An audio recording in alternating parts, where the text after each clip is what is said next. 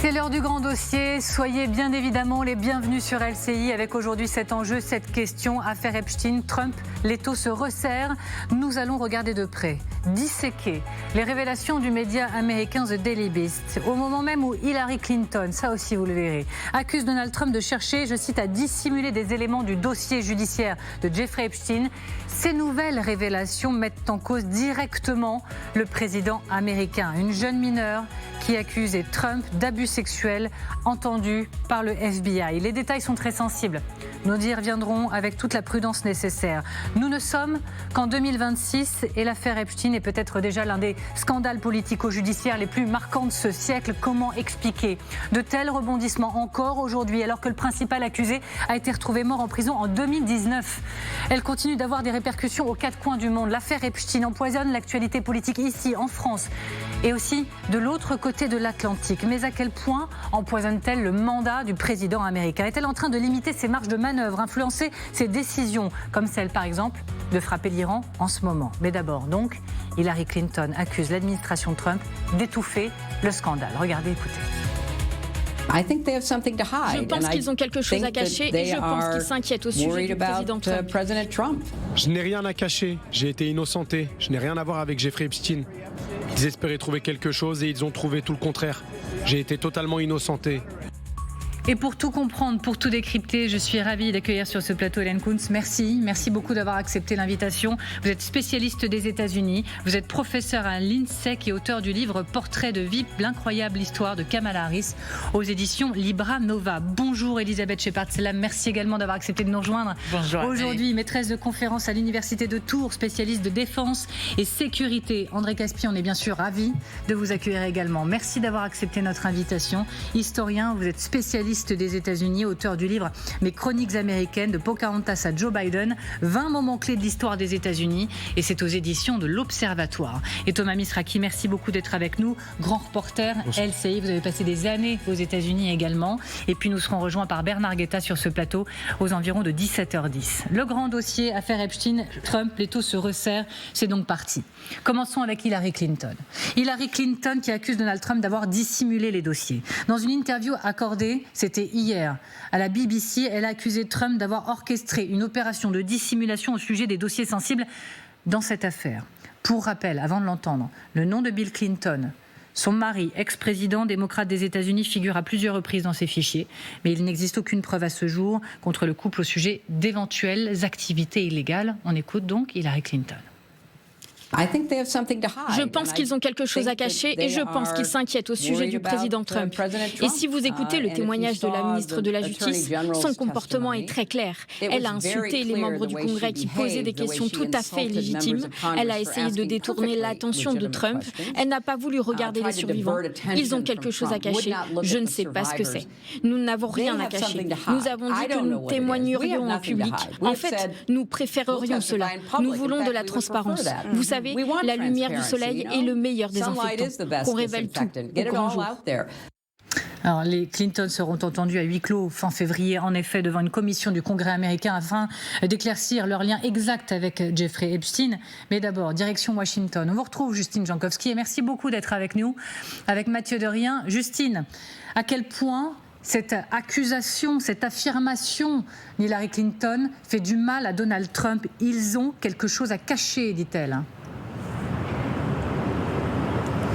Oui, déjà cette affirmation, elle fait la une des médias depuis ce matin ici aux États-Unis. On l'a vu partout dans la presse, sur les chaînes de télévision. Cette interview donc qu'elle donne à la BBC en dénonçant une dissimulation de la part de l'administration Trump. Elle demande au ministère de la Justice de révéler les derniers documents, de les publier.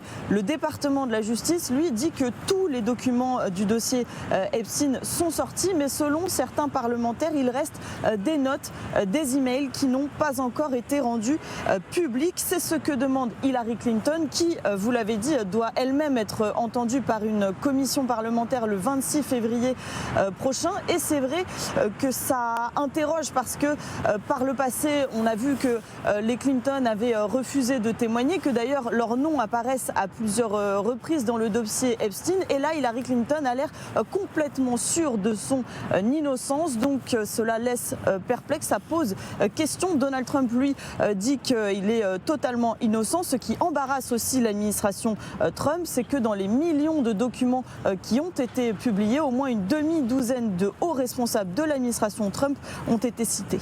Merci Justine Jankowski, on se retrouve un tout petit peu plus tard. On a encore beaucoup de choses à se dire. Avec Mathieu Derrien, à noter cette réaction de Donald Trump lui-même ces dernières heures. Regardez. Je n'ai rien à cacher, j'ai été innocenté, je n'ai rien à voir avec Jeffrey Epstein. Ils espéraient trouver quelque chose et ils ont trouvé tout le contraire. J'ai été totalement innocenté. Et en fait, Jeffrey Epstein se battait pour que je ne sois pas élu. Les Clinton sont éclaboussés par cette affaire et c'est leur problème. Je ne sais pas s'ils ont vu ce qui s'est passé, mais je l'ai vu à Munich et elle souffre vraiment du syndrome de dérangement anti-Trump. Alors, ouais, ça vous fait réagir déjà. Allez-y André Caspy, votre réaction? Écoutez, je crois que ça fait partie du débat politique. Les Clinton représentent le Parti démocrate, Trump est républicain.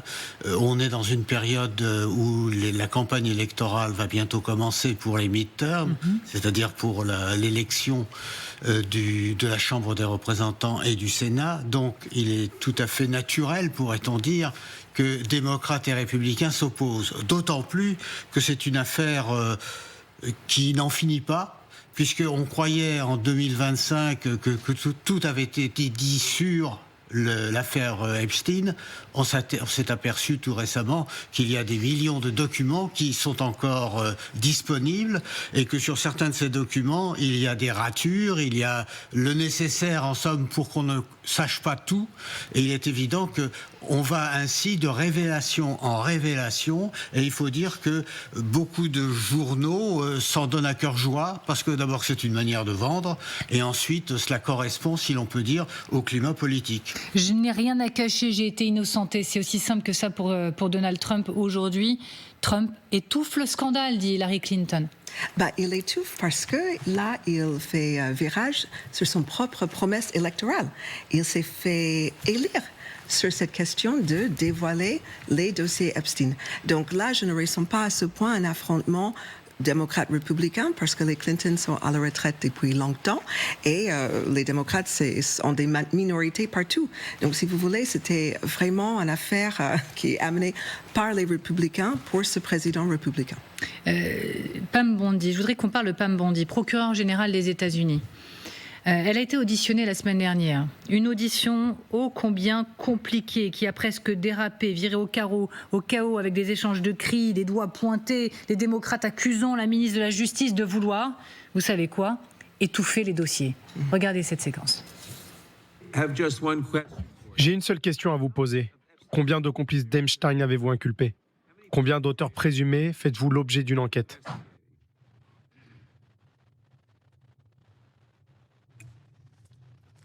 Premièrement, prouvez-le. Combien en avez-vous inculpé? Excusez-moi, je vais répondre à la question. Répondez à ma question. Non, je vais répondre à la question comme je l'entends. Combien en avez-vous inculpé?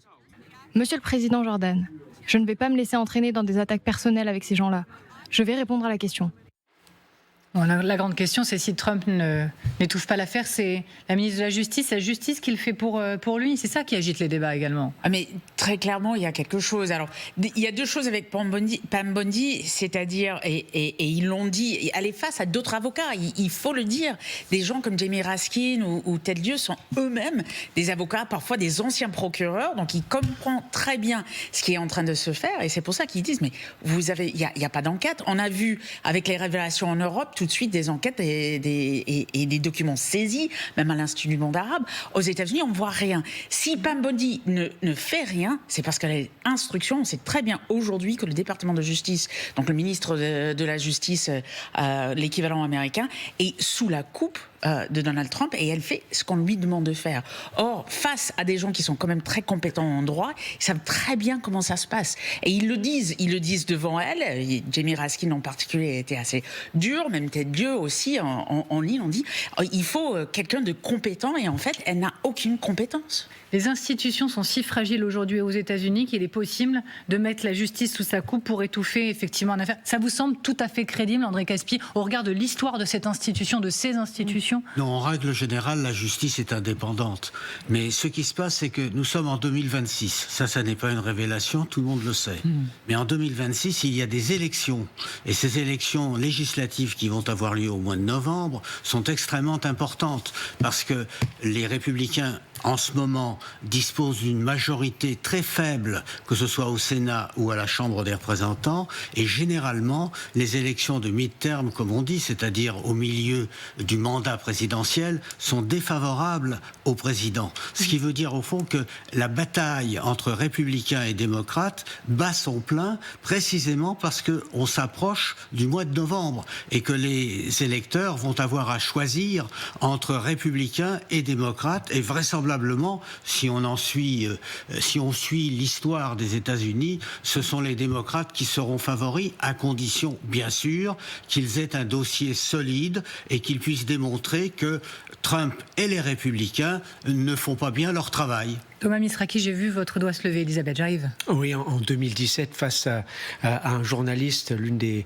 porte-paroles de Donald Trump théorisait les faits alternatifs au sujet du nombre de personnes présentes à l'investiture du 45e président des États-Unis. Lui disait il n'y a jamais eu autant de monde et toutes les études sérieuses disaient il y avait plus de monde pour Barack Obama. Ça dépend de la façon dont on analyse les choses, disait cette dame. Elle parlait de faits alternatifs.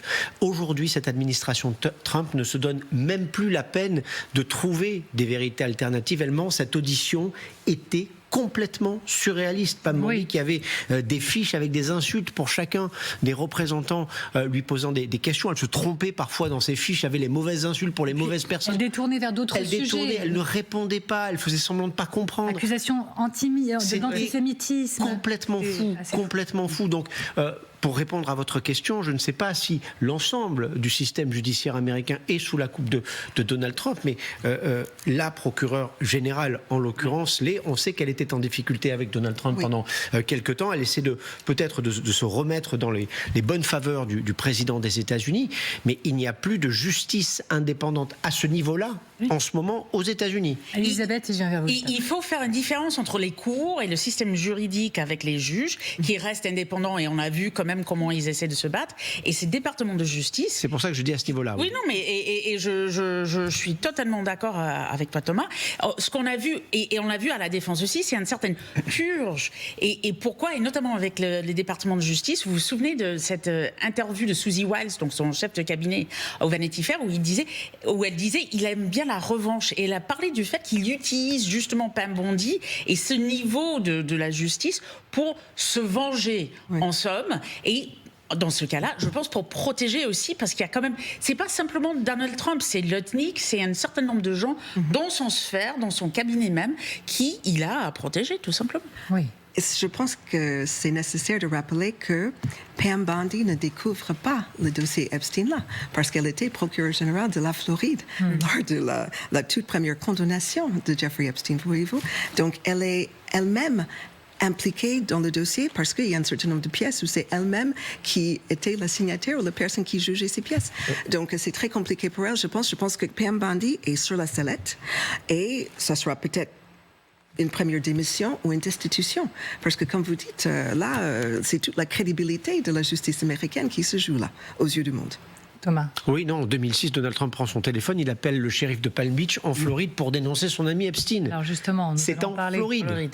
Oui. Alors justement, est-ce qu'on peut prendre la direction des États-Unis? Pas encore, on va me le confirmer. André Caspy, quel état des lieux du coup vous faites des États-Unis là, à l'instant présent?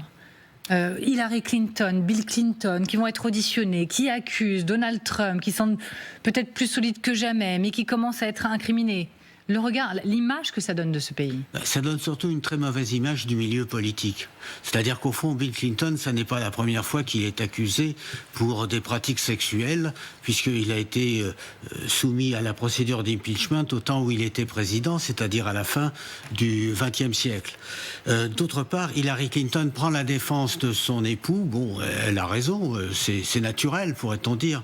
Mais d'un autre côté, je ne pense pas que les Clinton soient particulièrement populaires dans dans l'opinion américaine. Et Donald Trump l'est évidemment du côté des républicains, encore qu'il y ait une partie des républicains qui commence à le lâcher. Mais ça veut dire au fond que pour beaucoup d'Américains, cette bataille entre politiques ne fait que confirmer leur scepticisme à l'égard du milieu politique. C'est-à-dire qu'au fond, le milieu politique, par définition, apparaît comme corrompu. Corrompu, c'est-à-dire ça peut être par l'argent, par le sexe, par toutes sortes de pratiques qui font qu'aujourd'hui, il y a une mise en accusation du système politique aux États-Unis, que ce soit du côté de la droite ou du côté de la gauche. Et du côté de la gauche, qui prépare, comme je l'ai dit tout à l'heure, les élections, il n'y a pas véritablement de grands leaders qui puissent mener la bataille contre Donald Trump. Ce qui fait qu'il y a un déséquilibre qui se produit, et dans le même temps, au sein du Parti républicain, il y a quand même une tendance à considérer que Donald Trump ne fait pas le travail comme on pourrait le souhaiter, que sur le plan de la politique étrangère, même sur le plan de la politique intérieure, il a beaucoup de faiblesses. Donc ce qui veut dire que pour l'opinion américaine, c'est une remise en cause du système politique, et je crois que c'est cela qui doit être souligné quand on parle de l'affaire Epstein. Parce que quand on se reporte à 2025, l'affaire Epstein semblait pratiquement enterrée. Oui. On n'en parlait plus. Et puis subitement, la publication de ces millions de documents a fait ressurgir cette affaire, et par conséquent contribue justement à noyer l'essentiel de la politique américaine. Nous pouvons prendre la direction à nouveau de Washington, où vous retrouvez à nouveau Justine Jankowski avec Mathieu Derrien. Thomas a commencé à l'évoquer il y a quelques instants. Un document a relancé ces derniers jours l'affaire. En fait, c'est un document qui se retourne contre Donald Trump, qui avait alerté sur des crimes financiers, dès 2006, selon un ancien policier. Justine, que nous apprend ce document du FBI qui relance les questions sur ce que Donald Trump savait ou non dans les années 2000 ?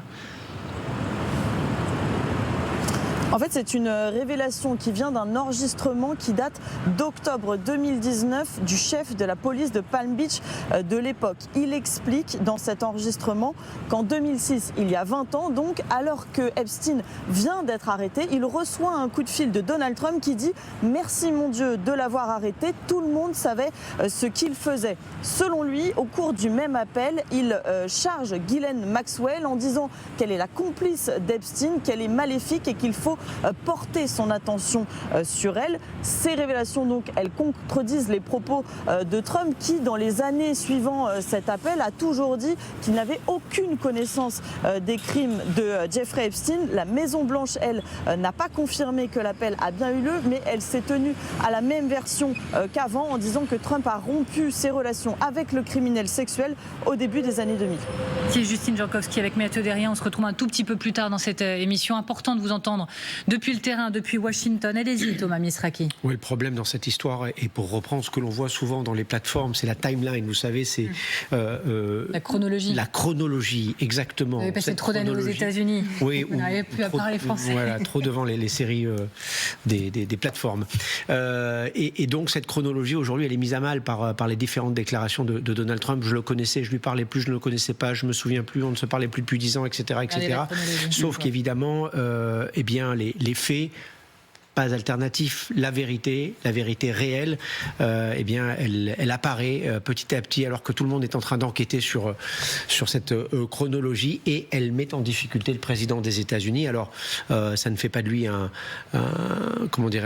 coupable de quoi que ce soit d'autre, mais en tout cas, cela montre qu'il a été léger, au moins dans ses affirmations. Oui. Et il faut rappeler, on s'arrête sur cette frise, il faut rappeler régulièrement en 2008 la date. À cette date-là, Jeffrey Epstein, il plaide coupable lui-même, et il est même condamné à 18 mois de prison, notamment pour inculpation pour trafic sexuel de mineurs. Donc, on le dit à chaque fois dans cette émission, à partir de 2008, il est difficile dans les défenses de dire on ne savait pas. C'est ce qui est central beaucoup dans les discussions. J'entends, mais alors effectivement, il est fiché comme un pédocriminel. Mais il faut aussi chercher cette information, voyez-vous. Donc, je ne pense pas qu'il y a des personnes qui auraient pu fréquenter... De bonne foi qui ne le savaient pas. Qui ne savaient pas. Vous savez, les faits remontent là de 20 ans. Et aujourd'hui, on a à peu près 1200 victimes qui tentent de faire une collective pour se défendre. Dans la publication de ces dossiers, incroyable, on voit les noms des victimes et non pas des personnes qui auraient pu commettre ces crimes, voyez-vous. Donc c'est terrible, je trouve, pour les victimes qui sont assez seules face à la justice, avec une Pam Bondi qui ne se retourne même pas pour reconnaître qu'elles sont là. Et il n'y a qu'une seule personne qui est aujourd'hui en prison, c'est encore une femme, c'est Ghislaine Maxwell. Elle a été auditionnée récemment par le Congrès à huis clos, mais si vous voulez, Ghislaine Maxwell, elle cherche à être graciée par ce même président qui est dans les dossiers. C'est très compliqué. Elisabeth, je pense que ça nous fait rappeler quand même, c'est l'importance des enquêtes. On a beaucoup de dossiers, il y a quand même 3000, et je rappelle quand même qu'on parle de manque de confiance dans les politiques, mais c'est quand même le Congrès qui a demandé la publication des documents. Je trouve que c'est quand même important de le dire. Aujourd'hui, ils font une enquête. Ils font une enquête, pourquoi ? On l'a vu dans d'autres pays, y compris la France, pour pouvoir justement rendre justice aux victimes, mais aussi peut-être venir au bout de tous les soupçons sans preuve de tout le monde à droite, à gauche et au milieu qui est dans ces dossiers. Avant d'accueillir Bernard Guetta, je vous voyais acquiescer, André Caspi, aux propos d'Elisabeth sur l'importance de l'enquête. Oui, mais à condition, bien sûr, que l'enquête soit complète. Parce que, au fond, on passe de rebondissement en rebondissement. Donc, ce qu'on dit aujourd'hui sera peut-être complété ou démenti dans les jours suivants. On est dans une période où, précisément, on croyait tout savoir et on s'aperçoit qu'il y a énormément d'ignorance et que ces ignorances sont comblées par la découverte de nouveaux documents ou par l'interprétation de documents que l'on connaissait déjà. Vous avez raison, et c'est la raison pour laquelle c'est la prudence qui va continuer de nous guider. Dans les prochains instants, nous allons regarder de près, disséquer les révélations du média américain The Daily Beast. Au moment même où on vous en a parlé au début de cette émission, Hillary Clinton accuse Donald Trump de chercher à dissimuler des éléments du dossier judiciaire de Epstein. Eh bien, de nouvelles révélations mettent en cause directement le président américain, une jeune mineure qui accusait Trump d'abus sexuels entendus par le FBI. Les détails sont très sensibles. On s'y arrêtera grâce à Thomas Misraki avec toute la prudence nécessaire encore une fois. Bernard Guetta, je vous en prie, merci d'être avec nous. Nous verrons avec vous à quel point l'affaire empoisonne le mandat du président américain. Est-elle même en train de limiter ses marges de manœuvre, d'influencer ses décisions, comme celle par exemple en ce moment même de frapper l'Iran? Bernard Guetta, eurodéputé Renew, spécialiste de géopolitique internationale. Merci de nous avoir rejoints. Bonjour. On en parle donc dans un instant ensemble. À tout de suite. Vous êtes toujours devant le grand dossier avec toujours cet enjeu, cette question, affaire Epstein, Trump, l'étau se resserre. On en parle bien évidemment avec mes invités. Mais là tout de suite, c'est l'essentiel de l'actualité. Une minute de silence a été observée aujourd'hui à l'Assemblée nationale après la mort à Lyon de Quentin Derenque, jeune militant nationaliste jeudi dernier. La vérité judiciaire doit passer sans aucune pression selon le Premier ministre. Pour le garde des Sceaux, la jeune garde tue et la France insoumise devrait le condamner. L'Institut du monde arabe a une nouvelle présidente, une semaine après la révocation d'émission de Jack Lang à cause de ses liens avec Jeffrey Epstein. L'actuelle conseillère du président de la République pour l'Afrique du Nord et le Moyen-Orient a été élue en conseil d'administration. Et puis l'Iran, fin de la deuxième session de négociation, plus constructive que la précédente selon Téhéran, mais pas sans pression. Le guide suprême menace de couler un porte-avions américain. Le détroit d'Ormuz a été annoncé fermé partiellement pendant un exercice militaire. Voilà pour l'essentiel de l'actualité. Donc nous reprenons le fil de ce grand dossier, l'affaire Epstein-Trump. L'étau se resserre-t-il? Pour tout comprendre, pour tout décrypter, toujours ravi d'être avec Hélène Kuntz, avec Elisabeth Shepard-Selam, toujours avec Thomas Misraki et donc avec le grand André Caspi. Merci encore une fois d'avoir accepté l'invitation. Et avec Bernard Guetta, merci également d'avoir accepté de nous rejoindre aujourd'hui, eurodéputé Renew et spécialiste de géopolitique internationale. Avec toute la prudence nécessaire, venons-en à ces révélations du média américain The Daily Beast qui, si elles se confirment, sont un élément très fort de la fameuse bombe à fragmentation qui pourrait finir par atteindre le président américain. Une jeune mineure qui accuserait Trump d'abus sexuels entendus par le FBI. De quoi parle-t-on ? Ce qu'il faut retenir, ce que cela peut nous amener à penser, jusqu'où cette affaire peut-elle nous emmener? On va plus loin avec Thomas Misraki sur ces révélations. D'abord, la première question, comprenons quel est ce média qui sort l'affaire, le cadre. pour commencer, Thomas? Alors, c'est un média qui a été créé en 2008, c'est un média internet, ça s'appelle The Daily Beast. Celle qui l'a créé, c'est une ancienne du New Yorker, de Vanity Fair. C'est un média qui est spécialisé dans l'investigation, dans les enquêtes et qui est spécialisé dans le détricotage de la désinformation. Ce média, et c'est pour ça que c'est important, il suit cette affaire Epstein depuis quasiment le début. Il a déjà sorti plusieurs scoops avérés dans le cadre de cette affaire. Alors le Daily Beast publie un document embarrassant pour Donald Trump. Ouais, il s'agit d'un document du FBI, un diaporama de 21 pages qui retrace en fait les grandes étapes de l'enquête du FBI sur cette affaire Epstein. Alors on y trouve plusieurs éléments marquants. D'abord, le FBI affirme avoir recueilli le témoignage d'une jeune mineure ayant été abusée par Donald Trump. Ça, c'est un premier élément. Ensuite, ce document, eh bien, il liste tout un nombre de personnes qui ont été liées à Epstein d'une manière ou d'une autre. Harvey Weinstein, le producteur de cinéma, Bill Clinton, l'ancien président des États-Unis, et donc Donald Trump. Alors attention, tout le monde n'est pas cité dans le même cadre. Je vais vous donner un exemple en termes de phrases. Par exemple, Clinton, voici dans quel contexte l'ancien président est cité. Une jeune femme devait se rendre à une orgie où Bill Clinton était présent. Finalement, elle n'y a pas été. On ne sait pas s'il y avait une orgie, on ne sait pas qui est cette jeune femme, on ne sait pas si le président ou l'ex-président y était, donc on ne sait rien. On sait que son nom est cité. Voilà ce qu'il faut retenir. C'est pas parce qu'on est cité dans ces dossiers qu'on est coupable de quoi que ce soit. Donald Trump qui est cité à des milliers de reprises. Justement, concernant Donald Trump, c'est un peu plus embêtant pour lui. Dans ses révélations, en tout cas, Daily Beast. Oui, deux victimes sont évoquées. La première lui aurait été présentée par Epstein en 1984. Elle avait 13 à 14 ans. Le pédophile demande alors, dans les relevés qui sont faits par le FBI à Donald Trump, je cite, « Celle-ci est bonne, hein ?» Donald Trump lui répond « Oui ». C'est ce qui apparaît dans la publication. La deuxième victime de Donald Trump serait aussi arrivée par l'intermédiaire de Jeffrey Epstein. L'actuel président des États-Unis, qui ne l'était pas à l'époque, évidemment, lui aurait forcé à lui faire une fellation. Elle l'aurait mordu. Il l'aurait alors frappé. La jeune fille avait 13 à 14 ans à l'époque. Elle aurait ensuite été entendue. Il y a une trace de cela par le FBI. Et ce témoignage, c'est là que c'est intéressant, fait écho à un autre témoignage qui est ressorti de manière anonyme dans un procès contre Jeffrey Epstein en 2019. En fait, l'histoire est exactement la même, sauf qu'à l'époque, eh bien, les interrogations étaient concentrées sur le pédocriminel, pas sur les autres personnes autour et dans son entourage. Quant à la victime anonyme, dans le cadre de ce procès, eh bien, elle a été indemnisée. Comment en est-on, Thomas, arrivé à ces révélations? Eh bien, un appel à un numéro d'urgence, celui du FBI. Une femme affirme que l'une de ses amies a été forcée à pratiquer une fellation à Donald Trump il y a 35 ans dans le New Jersey. Elle affirme que son amie avait 13 ou 14 ans à l'époque. Elle a fait le lien, évidemment, avec l'affaire Epstein. Les enquêteurs du FBI arrivaient aussi à faire le lien donc, avec les auditions qui ont été menées dans les années 80. Il semble donc, mais il faut encore une fois rester prudent, que cette histoire soit le même récit. Si c'est le cas, cela voudrait dire que l'actuel président des États-Unis aurait été impliqué dans ces violences sexuelles sur mineurs de la plus terrible des manières. Mais pour l'instant, je le rappelle, c'est important, il n'y a aucune preuve. Oui, voilà. Pourquoi faut-il rester prudent ? Eh bien, il faut le dire, le redire, c'est capital. Dans ce qui est sorti de ces dossiers Epstein, aucune preuve n'est fournie dans les échanges de mails, ni dans la présentation du FBI, les documents dont on vient de parler. Aucune preuve là-dedans. La Maison-Blanche rappelle à juste titre que des faux ont déjà été publiés dans le cadre de cette affaire, que tout ce qui met en cause le président des États-Unis dans le cadre de cette affaire Epstein est faux ou infondé, et elle renvoie au département de la justice, qui lui ne fait aucun commentaire, comme d'ailleurs le FBI. À ce stade, donc, difficile de conclure ou de prouver quoi que ce soit. Merci beaucoup Thomas Misraki, merci beaucoup Justine Jankowski. On vous retrouve depuis Washington encore une fois avec Mathieu Derrien. Merci beaucoup à tous les deux. On en parle de ces révélations dans la presse autour de vous ces dernières heures, du côté de Washington et plus loin encore. Quels sont les échos ?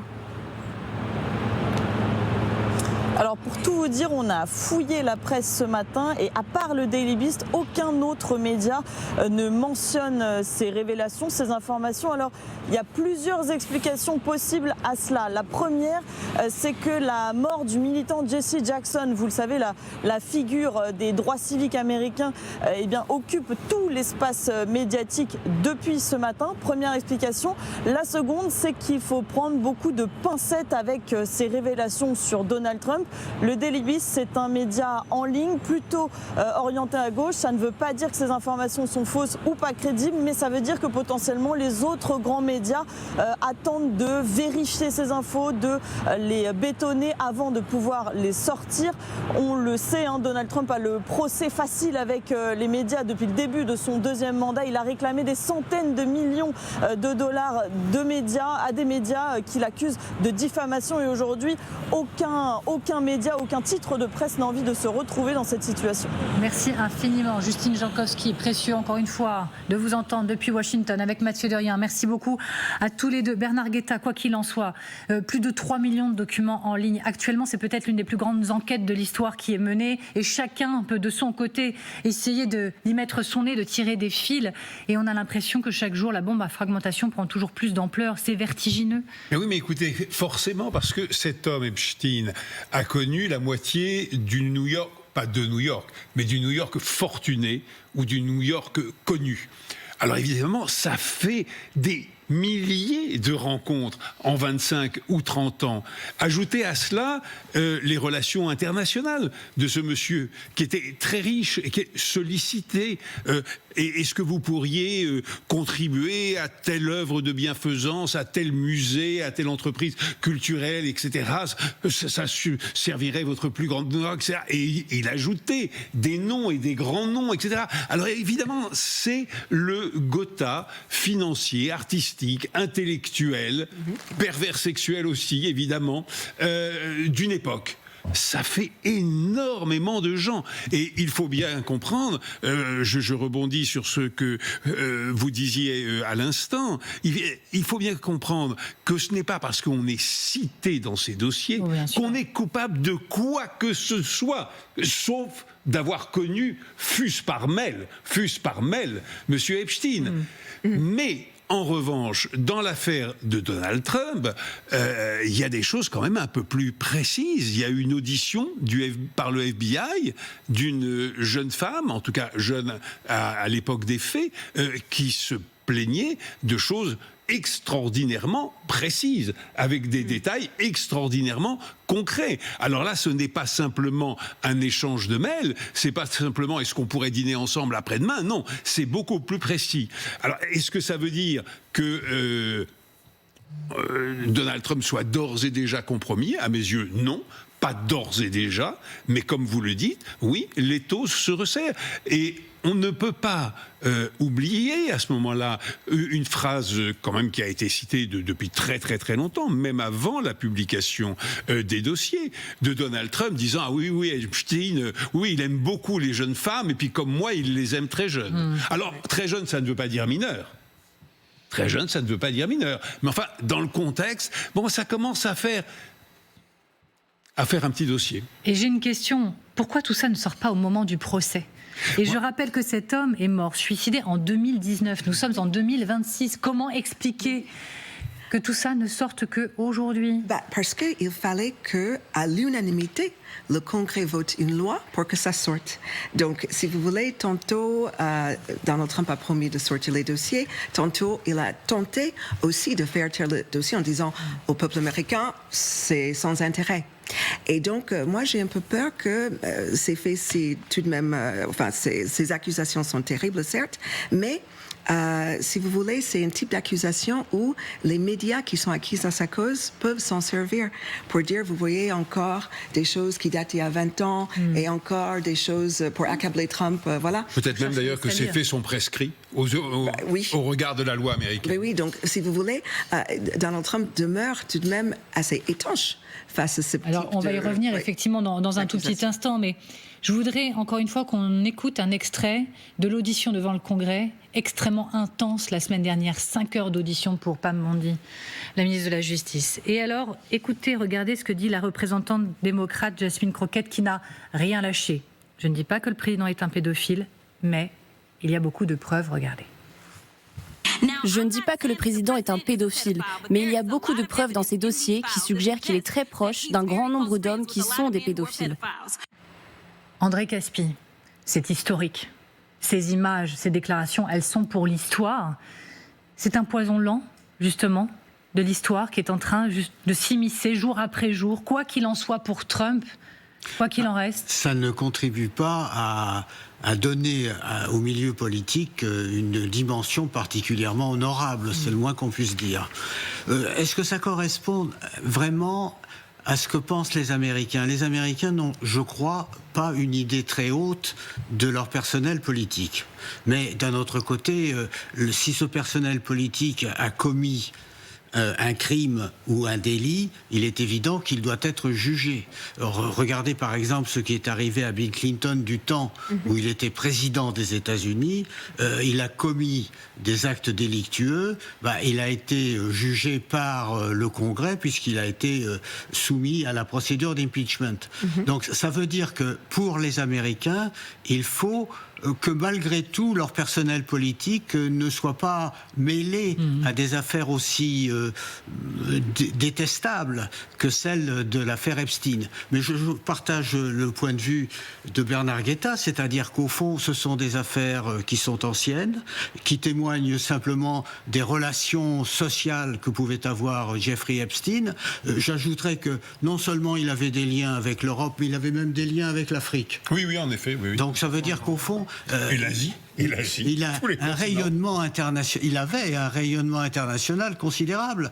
Donc, si on veut punir tous ceux qui ont eu des contacts avec Epstein, je crois qu'on n'en a pas fini.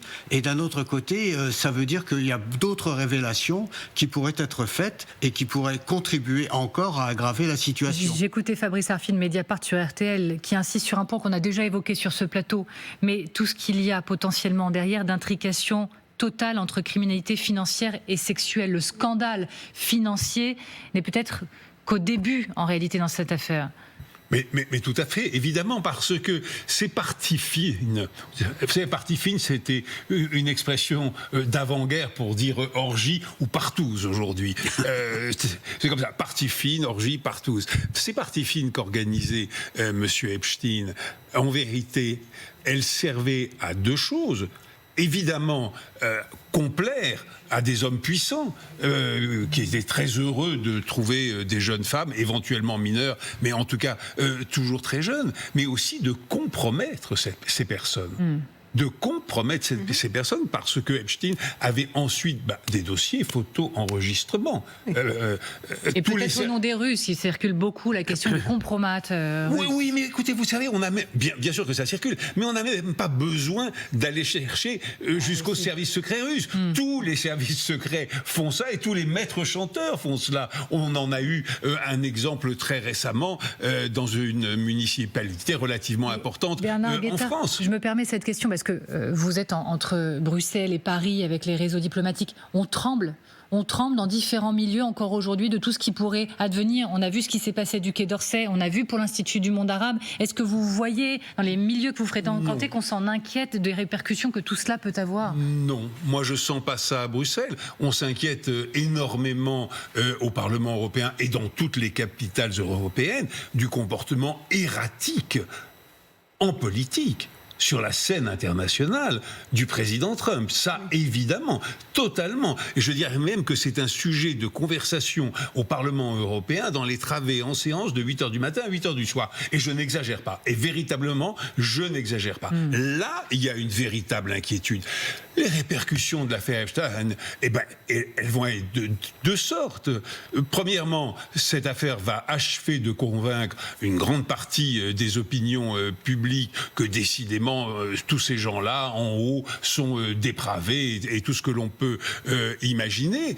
Et deuxièmement, et surtout, on sable le champagne aujourd'hui au Kremlin et dans la cité interdite. Parce qu'à Pékin, comme à Moscou, on ne peut que se frotter les mains de voir l'ensemble du monde occidental compromis, secoué par une affaire qui est effectivement, comme vous le disiez, bien peu reluisante. Autre séquence, même si effectivement on le dit régulièrement, il semble assez inébranlable dans cette histoire Donald Trump, en tout cas moins sujet au scandale que certains ici en Europe. On pensait qu'il serait la première victime, mais il est peut-être plus solide qu'on ne l'imaginait. Mais peut-être une preuve tout de même qu'il est sur les dents, comme on dit, le président américain.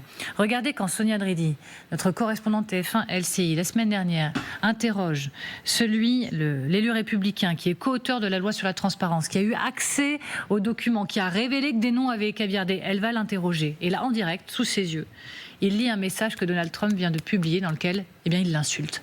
Regardez. Le républicain loser, hypocrite et arrogant du Congrès, Thomas Massie s'est complètement ridiculisé hier. En se battant sans but contre un programme désespéré, fait de haine et de stupidité. Le président m'a attaqué pendant que nous faisions cette interview. Je rappelle, élu républicain. Oui. Mais ça montre quand même une grande fébrilité du côté de la Maison-Blanche, en réalité, de Trump personnellement d'ailleurs. Une grande fébrilité. Je pense qu'il ne s'inquiète pas forcément d'une destitution, moi j'y crois absolument pas. Mais par exemple, ça peut quand même fracturer sa base.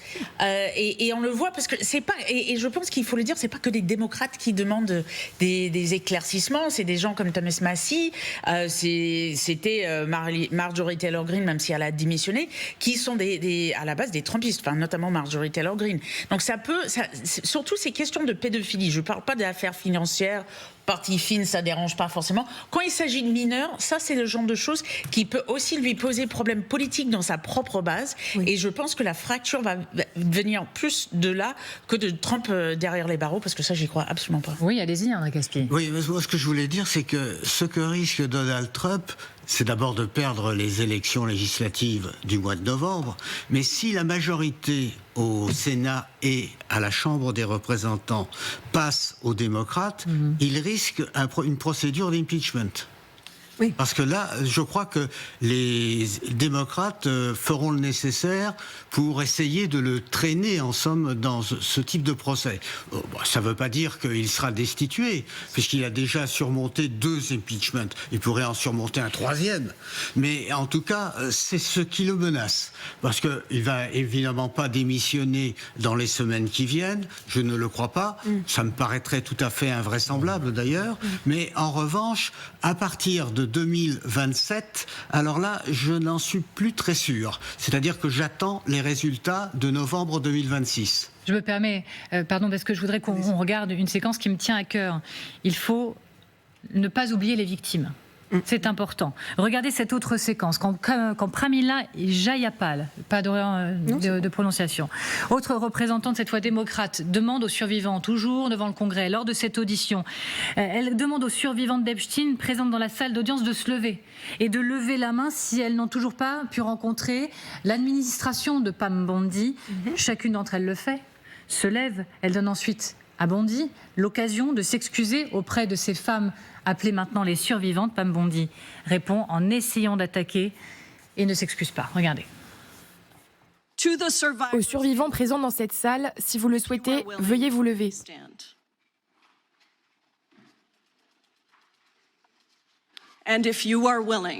Et si vous le souhaitez, veuillez lever la main si vous n'avez toujours pas pu rencontrer des membres du ministère de la Justice.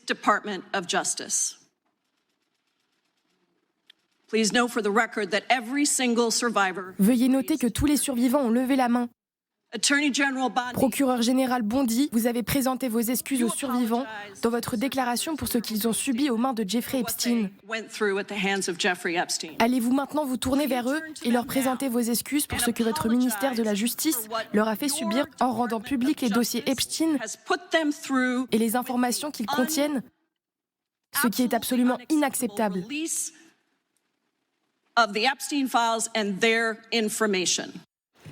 C'est le risque qu'à coup de noms et de débats politiques et de documents par millions publiés, on en oublie, on noie la parole de celles qui sont maintenant appelées les survivantes. Est-ce que c'est même la volonté d'essayer de noyer la parole? Ah ben très clairement, Madame Bondi est complètement acquise à la cause de Donald Trump et c'est pour ça on doute de sa capacité à réellement faire justice là. Vous savez, parmi ces survivantes, il y avait aussi des survivants. Il y avait des hommes, même dans cette séquence-là, il y avait un monsieur qui était là, qui était mineur à l'époque. Oui. Donc ça va chercher très loin. Je pense que si on avait la totalité du dossier, avant de faire des éventuelles recherches ailleurs, il faut voir les 3 millions de documents manquants et on peut se demander pourquoi autant de retard. On a bientôt 2 mois de retard sur la publication de ces documents. Et important, Thomas, on en parlait avant cette émission, vous me disiez à quel point il est difficile d'être victime en réalité dans ce système. Hein. Oui, parce que c'est un système juridique essentiellement financier les États-Unis. Pour porter plainte, il faut avoir beaucoup d'argent, beaucoup de soutien ou alors avoir des avocats qui soient prêts à vous défendre pro bono, ce qui n'est pas le cas pour toutes les affaires. Cette affaire est extrêmement complexe, elle prend du temps. Pour ceux qui auraient eu affaire à des avocats pro bono, c'est des avocats qui vont se faire de la pub grâce à la défense, mais qui vont passer beaucoup de temps et beaucoup qui vont devoir dépenser beaucoup de ressources en fait pour défendre leur client. Donc c'est dur de porter plainte aux États-Unis de manière générale. On sait que quand vous n'avez pas d'argent aux États-Unis, c'est beaucoup plus difficile d'obtenir justice et c'est ce qui se passe pour ces victimes. Certaines jeunes femmes qui sont allées voir Jeffrey Epstein il y a une vingtaine d'années parce qu'elles n'avaient pas d'argent et elles voulaient se faire financer leurs études, leurs projets de développement personnel. Voilà. Donc à l'époque, elles n'avaient pas d'argent. Elles ont dû compter sur des avocats et dépenser des fortunes pour certaines d'entre elles pour être défendues. Et donc ça, évidemment, tout le monde le sait. Dans un instant, l'affaire Epstein, elle empoisonne l'actualité politique des deux côtés de l'Atlantique. Mais à quel point empoisonne-t-elle, encore une fois, le mandat de Donald Trump? Elle est en train potentiellement de limiter ses marges de manœuvre à l'intérieur de son pays et potentiellement à l'extérieur. À quel point tout cela influence ses décisions, le ralentit ou le fait réfléchir, tergiverser, notamment quand il s'agit là présentement de frapper l'Iran, mais l'Ukraine aussi. Combien de conséquences pour Trump est-il dans sa stratégie intérieure, extérieure, actuellement en échec? Merci beaucoup André Caspi d'avoir été avec nous. Je rappelle votre livre, Mes chroniques américaines de Pocahontas à Joe Biden, 20 moments clés de l'histoire des États-Unis aux éditions de l'Observatoire. C'est toujours précieux de vous recevoir. Merci d'avoir accepté l'invitation. Et nous, on se retrouve tous ensemble pour en parler, pour continuer. À tout de suite. Le grand dossier se poursuit avec toujours cet enjeu, affaire Epstein. Trump, l'étau se resserre et toujours ravi d'être sur ce plateau pour en parler avec Hélène Kuntz, toujours avec Elisabeth Shepard-Selam, toujours avec Thomas Misraki et donc avec vous Bernard Guetta. Merci encore une fois d'avoir accepté l'invitation. La stratégie mise en échec de Donald Trump et sur tous les plans, c'est la question qu'on va se poser maintenant. Epstein d'abord, à quel point l'affaire commence à le fragiliser en interne, en externe, à influencer ses décisions, à le ralentir, à retenir son bras, peut-être même pour prendre la décision en ce moment de frapper l'Iran. On peut se poser la question. Je vous remets en mémoire cet excellent papier du Grand Continent ces derniers jours. L'affaire Epstein est-elle en train de ralentir l'action de l'administration Trump? Et son patron, Gilles Gressani, écrit que quelque chose s'est cassé à la Maison-Blanche. Le rythme de Donald Trump ne serait plus le même. Sur le nombre de décrets, par exemple, publiés ces dernières semaines, autre exemple, le ralentissement extérieur. Trump menace encore de nouveaux tarifs, mais n'en impose presque plus. Pendant ce temps, le taux d'approbation de sa politique commerciale et économique resterait très faible. Oui, il est en train d'être affaibli, le président américain, à l'intérieur, à l'extérieur. Je crois que Gilles Gressani a tout à fait raison, c'est vrai. Il y a un essoufflement de ce président qui était un bulldozer incroyable dès son arrivée à la Maison-Blanche. Vous vous souvenez de la frénésie des signatures de décrets présidentiels et à la fierté avec laquelle il montrait sa signature sous le décret, etc. Mais ces scènes, on les voit beaucoup moins, pour ne pas dire qu'on ne les voit plus. Mais j'apporterai une nuance au papier de Grand Continent en disant que cet essoufflement a commencé en vérité l'été dernier, bien avant la publication des rapports Epstein, et a commencé l'été dernier au moment où, premièrement, les Européens ont bloqué, mais littéralement bloqué en 3 jours, la volonté de Trump de forcer les Ukrainiens à accepter un plan de paix concocté à Moscou. Et là, ça a été le président de la République française et le Premier ministre britannique qui, de concert, ont mobilisé non seulement les Européens, mais beaucoup de grandes démocraties du monde, dont le Canada et l'Australie, et ont bloqué cela. Et puis, ensuite, il y a eu, aidez-moi, il y a eu le Groenland. Et le Groenland, même scénario. Trump commence par dire « je vais, y compris annexer par la force, etc. etc. » Et là, les Européens envoient des tout petits contingents, 5, 10 hommes. Mais ça voulait dire « c'est notre territoire. C'est notre territoire et on va résister. » Et il a reculé. Et vous croyez qu'aujourd'hui, cette affaire, je prends l'actualité iranienne, le retient d'une certaine manière, lui laisse moins de marge de manœuvre que s'il n'était pollué, abîmé, attaqué par l'affaire Epstein. Écoutez, l'affaire Epstein est là comme une épée de Damoclès.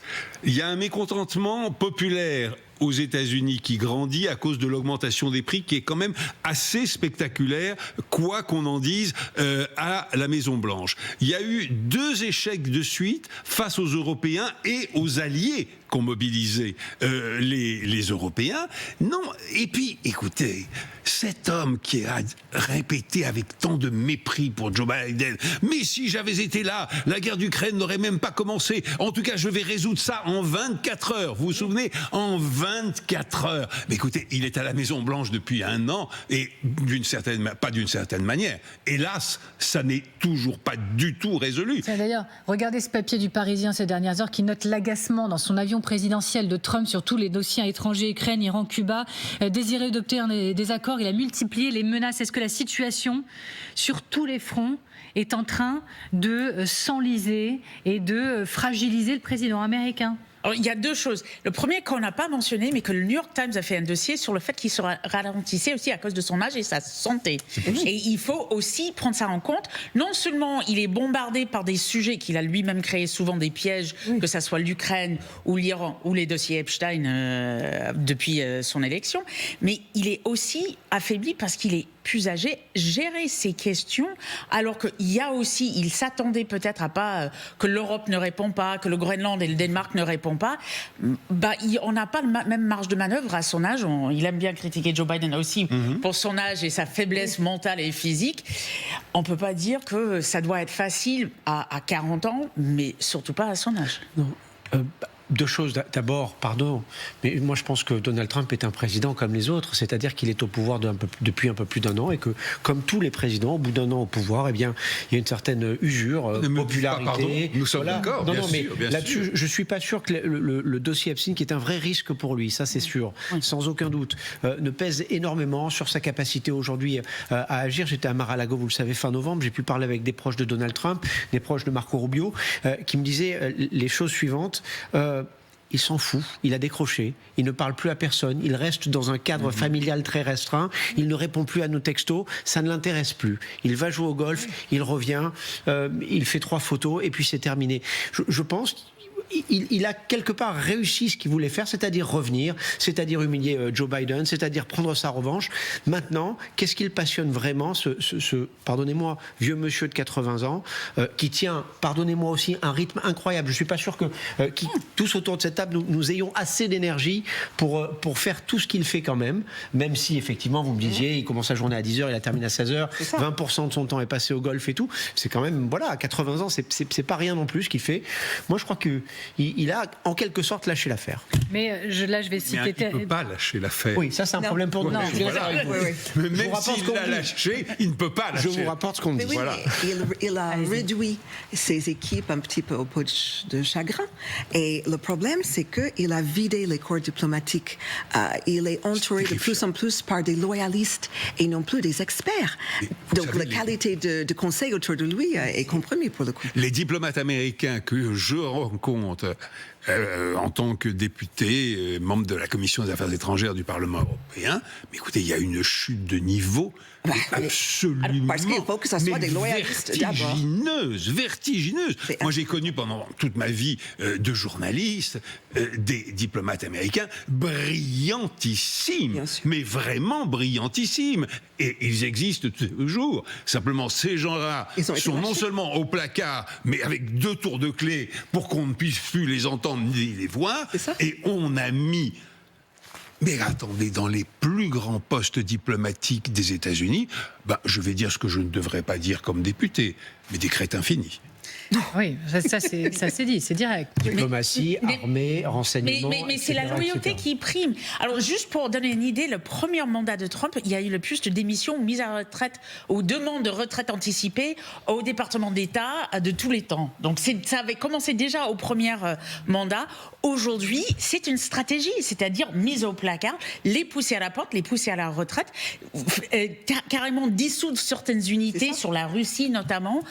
C'est vraiment très dangereux et du coup, effectivement, c'est des crétins finis qui prennent le relais. Bon, ça c'est redit. J'ai une dernière question à vous poser, Bernard Guetta. Oui. Est-ce que c'est un échec annoncé pour Trump en Iran? Regardez ce que dit Ali Khamenei ces toutes dernières heures. La pression reste totale d'un point de vue militaire, dans les mots également. Regardez. Dans l'un de ses récents discours, le président américain a dit que depuis 47 ans, l'Amérique n'a pas réussi à détruire la République islamique.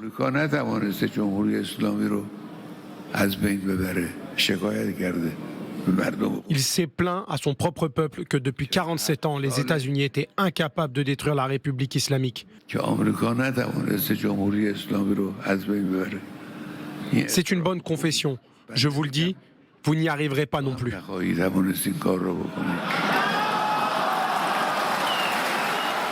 Alors voilà, il y a eu des négociations aujourd'hui, un nouveau round. Téhéran assure que ça s'est mieux passé, mais la pression, c'est armada contre armada, avec l'Iran qui dit exercice dans le détroit d'Ormuz et Khamenei qui dit on va couler vos porte-avions. Ça, il y a la guerre de communication. Oui, mais est-ce que pour il vous... le dit, mais je ne crois pas qu'il en soit vraiment capable. Quoi qu'il en soit, peut-être, mais enfin bon, pour quoi lui. qu'il en soit, à l'issue, pour vous, c'est un échec pour Trump qui est en train de s'écrire et qui va s'écrire. Très probablement. L'histoire n'est pas finie, mais très probablement parce que on ne sait pas, et vraisemblablement Trump lui-même ne le sait pas, ce qu'il veut aujourd'hui en Iran. Est-ce qu'il veut renverser ce régime ? Est-ce qu'il veut revenir à l'accord sur le nucléaire de 2015 qu'il avait lui-même dénoncé en 2018 et cassé ? Ça serait la meilleure hypothèse. Il y a une troisième hypothèse qui, moi, m'obsède et me terrifie. C'est que Trump revienne à l'accord de 2015, très bien, mais que pour sauver la face, ils disent j'ai obtenu que les compagnies pétrolières américaines puissent exploiter le pétrole iranien, et à ce moment-là on entre dans un processus de levée des sanctions économiques sur l'Iran, et à ce moment-là ce président qui est derrière vous là aurait sauvé le régime iranien, une monstruosité. Et en effet, c'est visiblement ces dernières heures le deal que les Iraniens mettent sur le bureau de la Maison-Blanche. Exactement. Des accords économiques. On en reparlera, à n'en pas douter, dans cette émission Le Grand Dossier. Merci beaucoup Bernard Guetta. Merci beaucoup Elisabeth Shepard-Selam. Merci beaucoup Hélène Kuntz. Et merci à vous Thomas Misraki. Merci à vous de nous avoir regardé, bien évidemment. Le podcast aussi, pour nous écouter, vous le retrouvez avec le petit QR code qui va s'afficher en bas de l'écran. Vous scannez, vous flashez, vous nous retrouvez sur Deezer, Spotify, Apple Podcast. Vous avez le choix.